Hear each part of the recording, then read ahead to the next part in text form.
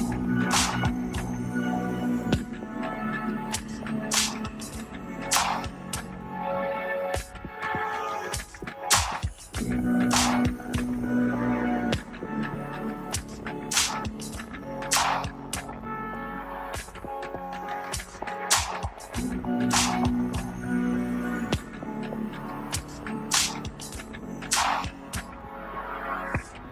right, we are here with new Cairns champion after more than a couple of second place finishes. Tim Berkel, how does it feel? Yeah, look, to walk away with an Asia Pac title and the Ironman Cairns title, I'm just over the moon. It's been a long time coming and a dream come true, and yeah, just stoked. How does it rate on the, in your wins and career highlights?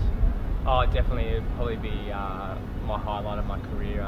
Such a world-class field, and to get off the bike so far down and then run through and then take the win, it was something I hold very dear to me for the rest of my life. And you were all on your little old lonesome coming out of the water. How were you thinking, getting onto that bike there? You obviously got to the front group pretty quickly. Yeah, look, I got a good start in the swim, and the first lap I swam and I was in the lead group and I was sitting pretty comfortable, but the start of that second lap it just got really congested with the age group field, and I kind of lost contact of the main group there and ended up losing a minute, and which made it tough. But look, Ironman's a long day, and I just chipped away and got through the bike, and then really for the marathon just put my head down and just chipped away.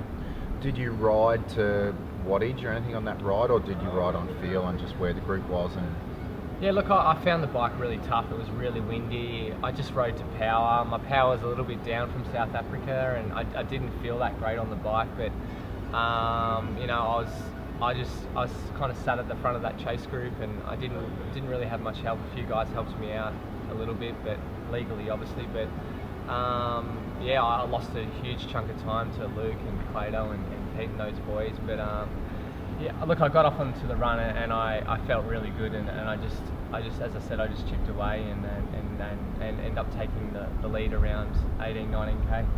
And you ran with Pete there for a little bit, and then Pete dropped off, and then Plato unfortunately pulled out. Luke had a bit of an issue with his flat and then a hamstring. It was like a bit of a war of attrition in the end there, and you just looked strong all day on that marathon. Yeah, that's the beauty about Ironman. It's such a long day and anything could happen, and I knew those boys were riding really hard, and the chances of them to hold on for the marathon is, when you ride that hard, it's very slim, but a bit of bad luck for Luke and getting 2 flats, but he's a champion through and through. But look, I got to run with Pete for a bit, and it's always motivating when you run with a former world champion. And I made sure I turned the screws and really hurt him, and end up getting rid of him. But it was good to see Pete hang tough there and get back on the podium. Yeah, definitely. It was good to see him back on the into a podium position, and I look forward to racing him again in Kona. Yep. And so tell us about that. Coming down, the last little bit coming into town in Cairns, you've got all the 70.3 athletes on the street, people hanging out pubs, coming into that finishing shoot. Yeah, look, I think I started celebrating when I saw you about 4k to go, so yelled out a little "you," and look, the local support and the fans out there was just amazing, and that last part I really soaked it up and really enjoyed it, and to get the course record too by 2 seconds, it was just pumped and really motivated for this year. Yep. So then, obviously, Kona's done, and it's ticked off. You're back to Boulder in a few weeks. Yeah. What's the plan? So I'm going to chill out for 2 weeks, have a pretty good break. I really want to go into this next Kona prep fresh and ready to do the hard work. And obviously, I'm going to race the Asia Pacific 70.3 champs. It'd be nice to do the double, but we'll see how we go. But that's in Cebu this year, and I'll head back to Boulder in end of June and start preparing for Kona. So just on Boulder, I've noticed, I've been with you in Boulder a little bit, and you're one of the few people, there are a few that travels really well out of it, coming down from altitude. You go and you do your work there, and then you've done it to go to Cebu last year, back here for 70.3 Worlds, now for Cairns. Is there a secret, or is it just something that you handle really well personally?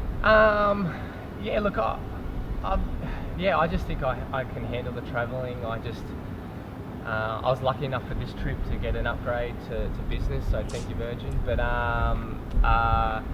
yeah, look, I love Boulder. Boulder's my happy place, and I just felt I was a little stale training in Lennox, and I really wanted to mix things up. And after Vietnam, I just went to Boulder and really knuckled down for a month and got some good work done, and I was really motivated to come here and have a crack at the win. Do you work on the old come down, race within 4 days, or after 14 sort of day theory that gets thrown around often? Yeah, look, for all the good Ironmans I've had come off altitude, it's been the week of. I've usually left around the Monday, Tuesday, and got down to sea level around the Wednesday, so that seems to work well. It's also worked well when I've come down 2 weeks before, so I like to come in later, avoid the circus and that stuff, but yeah, I'm a big believer in it, and as I said, Boulder's my happy place. Now, speaking of Boulder, we sometimes do these cupcakes with Cal, but I think it's sort of maybe time for bagels with Berks. Yeah, what do you reckon? Summer. Let's start. Summer. Bit of healthy competition's good, and get rid of the cupcakes with Cal, and we'll get the bagels out. Yeah, for sure. Cal can just focus on racing triathlon now. You can become the funny man. Yep. Nice one, mate. So, yeah, congratulations. Thanks, Super mate. impressive. I think you're definitely one of the favourites, apart from Luke potentially taking another one. I'm pretty sure everyone was pretty happy to see you take the win yesterday. Thank you very much. Cheers.